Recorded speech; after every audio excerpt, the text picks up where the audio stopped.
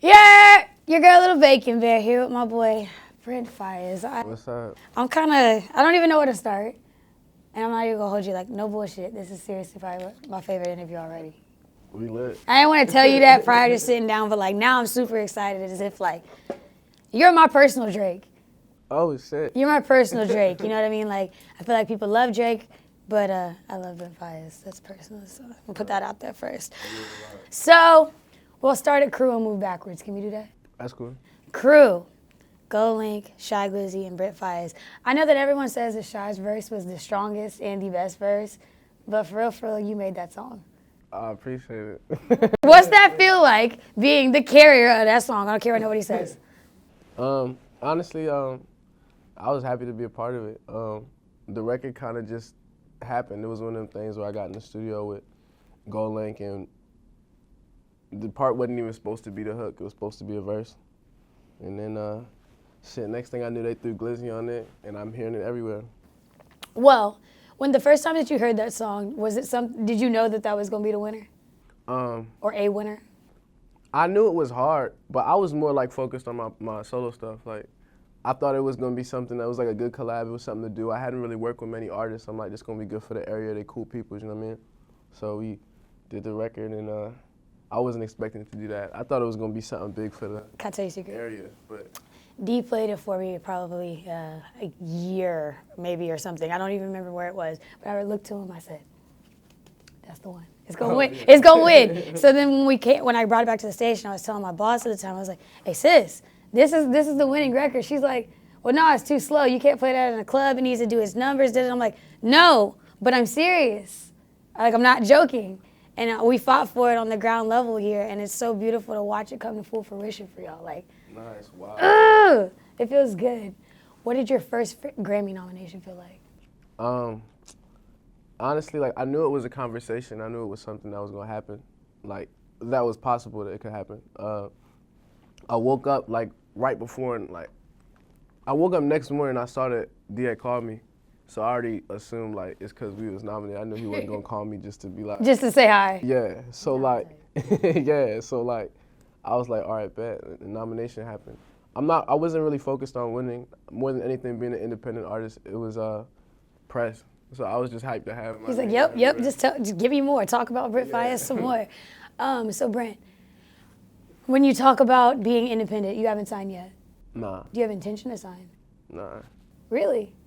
What makes you plant your feet in such a definitive way to say you won't sign? I feel like my management and the collective and the team of creators that we got working together, we done already put in too much groundwork to really have a label come in and try and take the credit for all the work that we done put in. And more than anything, the terms just gotta be right.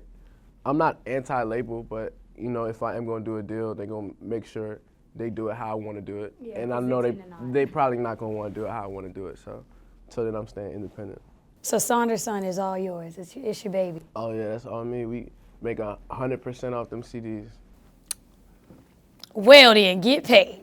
Young nigga, get paid.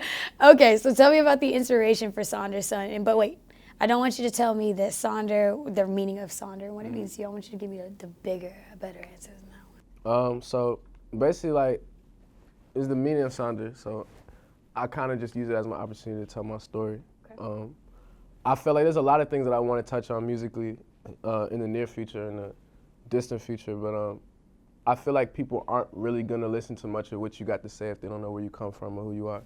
So, And you from here, yeah. and you're from Columbia, right? Mm-hmm. Would you more self-identify with like DC, or would you lean more to Baltimore? If you had to pick a direction. Columbia. You still pick in the middle. Yeah. What's life like in Columbia? I've never lived in Columbia. I don't even know nobody that lives up in Columbia. I'm glad we finally got the opportunity to do this, especially on a DMV platform, because Columbia be mad, like, it'd be mad people like talking about like Howard County or like it's this or like it's that, but they really don't know. Basically, like, in Columbia you get the perfect, I feel like, mixture. You get people from Baltimore and you get people from DC, and they're like all in this one area. So it's like, I don't really know too much about Baltimore club music. I don't know too much about go-go, and I don't know about mumbo sauce like that. Pretty much. Get this man some sauce. Pretty much in Columbia, we ride around a lot and we smoke a lot of gas. that's really all Columbia is. Like, we do a lot of riding around, post up in front of stores, like shit like that. It's not much to do, so it's a lot of just clicking up, a lot of like little kickbacks and stuff like that. Is it like hood? Like, is it trenchy? Like, you liable to get shot? It's certain parts. In certain parts, like you go to certain parts, like you go out like, where you go like on Brown, certain parts at night, certain places where certain people from the city come at. Yeah. I don't know, like the suburbs is kind of funny because like the cities are so gentrified now. A lot of people with lower income move into the suburbs because it's cheaper. I know for sure. PG County is looking very, very different. So people who come from out of town or whatever will go to like Howard County or places in Maryland, and because they see trees, they don't really think it's that.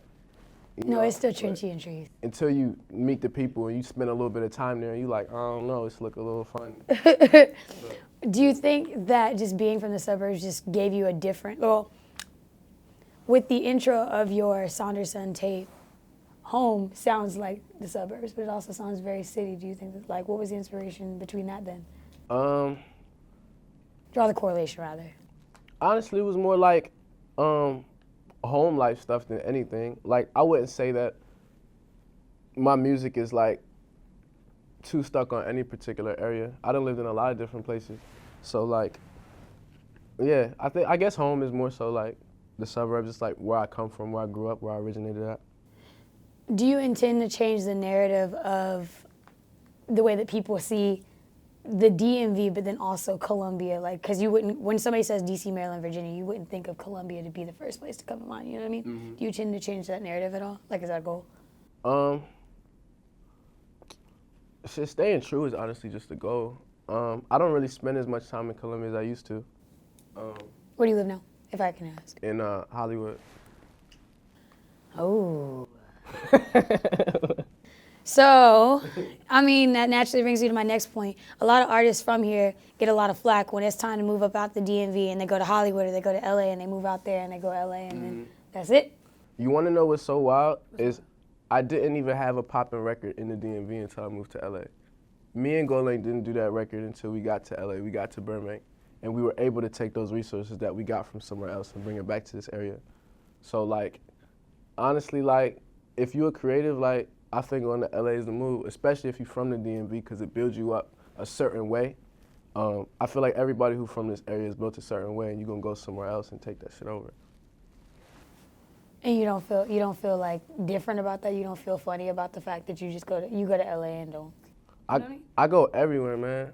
I go to New York. I go to DC. I go to Columbia. I was just in Baltimore last night. I go everywhere. I got a lot of love for where I'm from.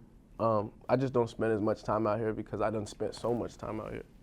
So it's time to branch out and see something different. Yeah, definitely. Okay. Well, walk me through your creative process as, like, when you walk in the studio. The moment you walk in the studio. Walk me through your creative process. It all depends. I pretty much write, like, on a day-to-day. Like, if I'm just feeling some type of way, I'll make a little note in my phone, or I'll just write if I'm on the tour bus or wherever. I don't really attach it to any songs or anything like that. I'm just writing to write. And then I can go in the studio, hear something in 5 seconds, and I'm like, bet I'm gonna go in and cut something. And I don't even really think about something that I just wrote until like I might decide later on, like, hey, I wanna take some lyrics that I wrote in the bus and apply it to this. It's really fluid. It's not any particular process. So adversely, it's not like you just walk in the studio, hear the beat, and you're like, oh, you know, like rappers start rapping on a beat. And I do that sometimes too. It just all depends how I'm feeling. Do you smoke? Do you pray? Do you think? What is your, like, the inside? What's on here? Sometimes. Sometimes. Yeah. You smoke. Pray. It's not all the time.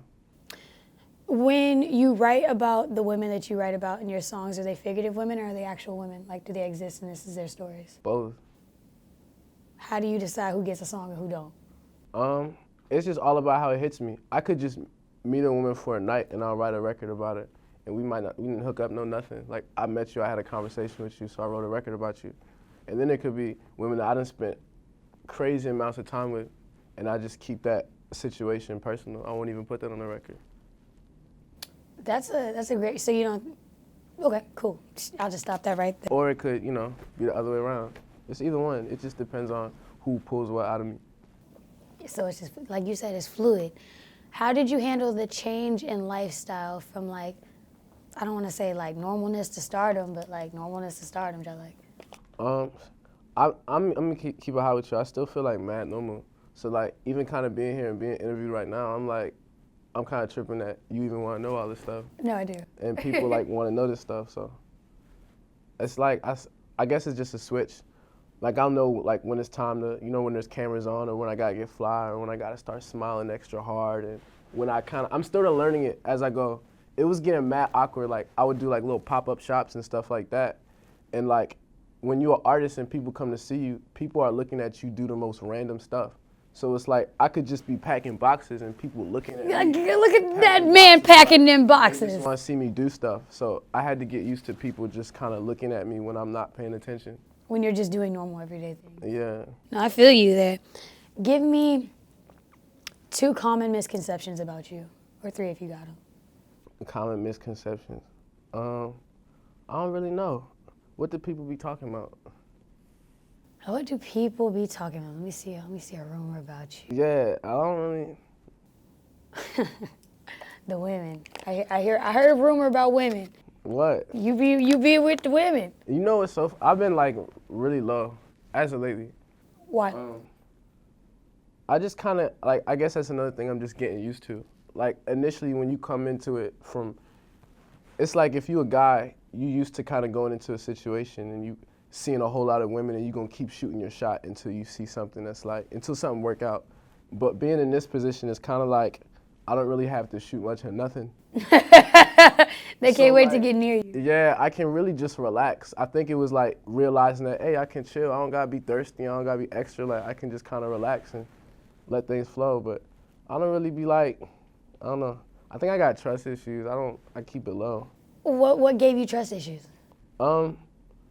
Honestly, I feel like I don't want anybody who's dealing with me to be dealing with me for the wrong reasons. I feel like if you mess with me because you see me at a show, or you like the clothes that I got on, or you like the people I kick it with, then would you really even be around when all that stuff ain't there no more? So would you say that you would be looking for something real and genuine then? Because when you go to Hollywood, you go get a tummy thought with a tan, with light skin and curly hair and funny color eyes. You got both parents and her lifestyle, You know what I mean? So would you, if you had to pick a perfect woman to settle down with, would it be a normal everyday girl, or would it be somebody industry? I don't know, cause you can be normal every day and be industry. Like I feel like I'm normal, I'm industry. You know what I mean? So I guess it just depends on the connection. Describe your dream girl. I don't know. She had to be smart, you know what I mean? But I don't know. I'm trying to think. Like just piece her together. One thing is like, if she's a woman that I'm gonna be with, somebody I'm spending time with long term, she'd have to be smart. Like I can't deal with no chick that's not intelligent. Like we're not gonna talk about anything. One, like I know myself. I like to be in charge. I'm like I don't know. Yeah, I like to like be in control. Like when it comes to little things. So I don't know, but control is all an illusion. So I feel like a woman that's like really smart is gonna like allow me to have that control, when in reality she has the control. So I guess it's just like knowing when to give and when to take. I don't want a chick that'll just kind of let me treat her however I want. That's not cool. I'm not really that type of dude. But I don't want a chick that's gonna be checking me or bothering me every 5 minutes when I got all this stuff going on. Are you loyal? Are you a loyal lover? I'm definitely loyal. But loyal in what sense? You gonna be with just her? Oh, I never cheated in my life. Cut the camera off. I said we was gonna tell the truth. I ain't never cheated in my life. I'm brutally honest though. So like before I even start a relationship, I'll be like, look. So boom. Yeah, I'll be like, look, like you're not about to be the only one I'm with. So I'm mad honest about that. But so many women respect the honesty. There's a lot of guys that'll tell you whatever you want to hear when you want to hear it. And then when you're not around, turn into the opposite. You don't so say. While those niggas are doing that, you feel me? I keep it honest and they come back. Always tell the truth. That's a fact. You ain't gotta lie to kick it. You don't gotta lie. Just saying. Be honest with yourself. What's the stupidest thing that you've bought? What's the dumbest thing I bought? I ain't really bought nothing stupid. I just be buying a lot of clothes, like a lot of pieces and stuff. Why? I was just always into buying clothes and stuff. Like, I feel good when I wear stuff that's good. I don't know. I feel good when I wear stuff that's good. What you wearing? Absolutely. What we wearing right now? Like, showing the fit. We got to get the fit out there. Oh yeah, this is North Face Sonder Son. This not out yet. They gifted that. You bitches could never. What else I got? I think they gifted these shoes too. Are these Air Max Pluses? Yeah. I don't know how we could lift it. Well, you ain't got the agility. Get your Agility. agility. Come on, get your agility. You're not agile, bruh. I'm not on that level. Gotta get you stretched up. Come on. Yeah, but no, it's something light. It's light. Something slight. I don't remember the name of the designer that made this. My bro Brian Jimenez gave it to me at a New York show. So when I really find the designer, I'm gonna tag yo because I like this vest a lot. I want to get some more of these. Get some vests in. I got on. I think my shirt is Preem. Yeah, I got a Preem shirt on.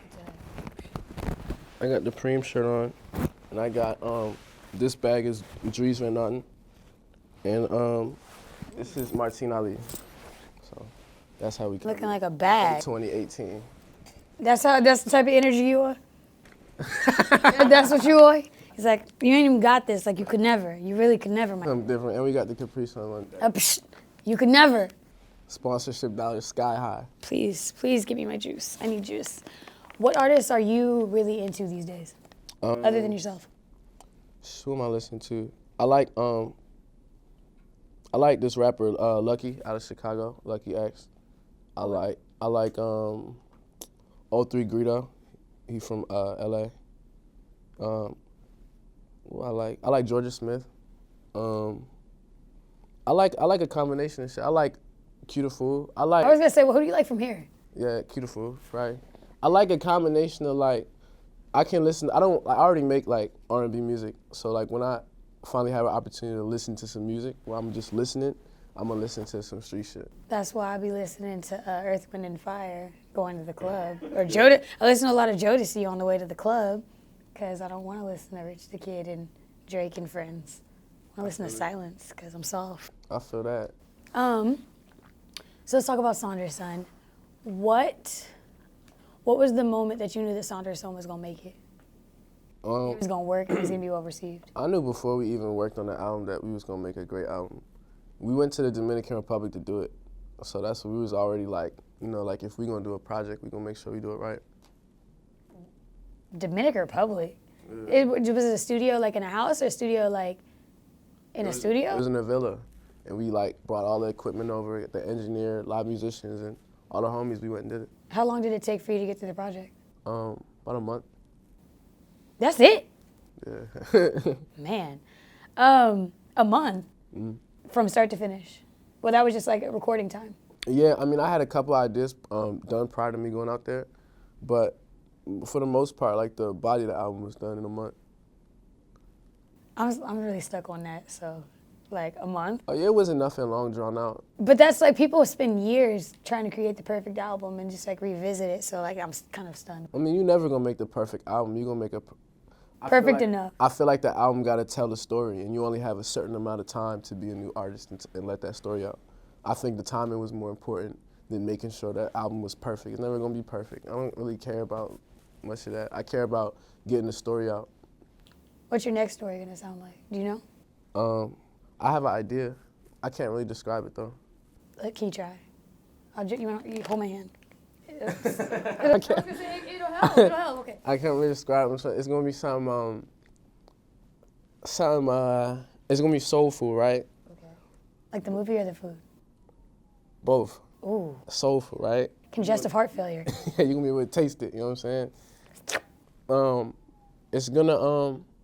It's gonna hit people. You know what I mean? I want to hit people. He squeezed my hand just a little harder because it's gonna hit people. I want to hit people, so it's gonna hit people a little different. I think people are more like used to hearing my stuff, like I guess stuck in like a '90s R&B mode or something like that. It gives me Craig David vibes. Yeah, but my influences in music are like so vast. That's kind of just something that I just did because it's what I wanted to do. But there's so much more stuff that I want to get into. Like I like rock music, I like reggae music, I like all type of stuff. So I'm gonna get into a lot of shit. Do you think that your next album will reflect that? Definitely. I think more so, the next album isn't gonna be in retrospect as much as this one. Like, Sonder Son is more about my life prior to me being in music. The newer music that I work on is really gonna reflect the lifestyle I'm living right now. So it's gonna be a bougie album. It's gonna be a Comme des Garçons album.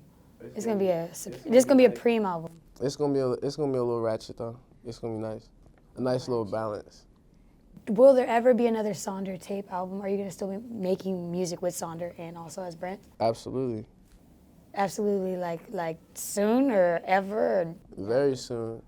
We about to work on the next Sonder album this summer. That's pure excitement on my face there. That's actual excitement. Like, Oh yeah. I'm geeked. What was your least favorite track to make off of Sonder Son? My least favorite track? What was my least favorite track?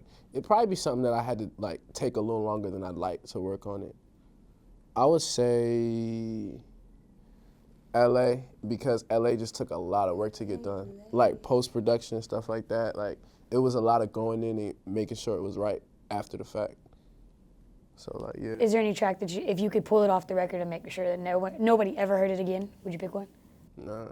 If anything, there were some other jumps that I would have liked to put on it. Really? Mm-hmm. What's your favorite off of Sonder Son? Right now it's So Far Gone, Fast Life Blues. That's probably my favorite one. Tell me about the inspiration for Missing Out. I had a friend who was telling me, she said, you have to ask him what bitch did that to him and who hurt him. I was like, well, I guess I'll have to ask him that. I was living in Charlotte at the time. I lived in Charlotte for like 2 years. And I remember like, I used to work at a grocery store. And this was around the same time, like I mean like first world problems and like records about me like washing my work clothes in the sink, stuff like that. Like this around that same time. And I remember going back and forth. I was working in LA on the music that like a lot of people are listening to now, and still going back home and then working my regular job. So I'm sitting and I'm playing Jones like this music that's about to go crazy. And they don't really understand how lit niggas is about to be. I'm telling you, like, I'm gonna be someone to know soon. Yeah, I'm like in my work uniform, like, listen, like, I'm trying to tell you, I'm about to be really lit. I know a lot of niggas, I'm doing a lot of cool things. I don't flex it, but this is something that I'm telling you, you know what I'm saying? So a lot of people don't really see it at the time. No, I felt that record in my soul, cause like, I used to work at Champs. And it just reminded me of being at Champs and looking around at my coworkers like, y'all some of the dumbest niggas I've ever met in my life. But, like, I'm going to be somebody to know soon. I'm going to be baking there. So when you hear me from the inside of Champs. Yeah, and by the way, I got mad love for people I used to work for, too. Everybody over there at Dunkin' Donuts, at Harris Teeter, mad love. Dunkin' Donuts. So you could do the vanilla chai. All that. Vanilla chai with the donuts. People used to come there and just ask for my vanilla chai. For real. Let me find out you fired with the vanilla chai. That's what I go there for. That's a fact. With a big and toasty with bacon on it. What's your least favorite thing to do at Dunkin' Donuts while you're working there? Clean the bathroom. I was never doing that. that was the one where you was like, nah. I was never doing that. I like the first time they tried to get me to do that shit, I'm like, I'm not doing that. That's dead. That's dead. It's a no for me, dog. Double XL, do you see yourself on it? Nah. Why not? I really wouldn't put myself in like a freshman class. Like Double XL, the platform itself, like hell yeah, put me on the cover of that bitch. But just not with no other niggas. I mean, you don't want to be in freshman class? Nah, I think, to me, like, I think like the biggest disservice an artist can do is voluntarily group himself with a whole bunch of other artists. I'm digesting. That's an idea. So if they called you today and say, hey, we want to put you on Double XL's freshman list, you'd be like, oh, nah. No, I'm cool. Well, I'll be damned. What are you most excited to see happen in 2018? I'm really, I'm excited to keep touring, honestly. Like, I like seeing my fans, like, meeting and interacting with the people that buy and really enjoy the music on an everyday basis, more than anything, and just putting out new music, making sure like the fans are happy. Do you foresee putting out a new tape this year? Album, rather? Possibly. I'll be on the goddamn lookout. I'm gonna be there. Valentine's Day is 6 days away. You geeked about it? You got any plans?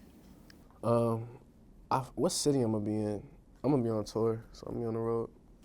Do you have a perfect Valentine's Day date if you had one in mind? Valentine's Day. What's my perfect Valentine's Day date? Shit. I'm trying to think.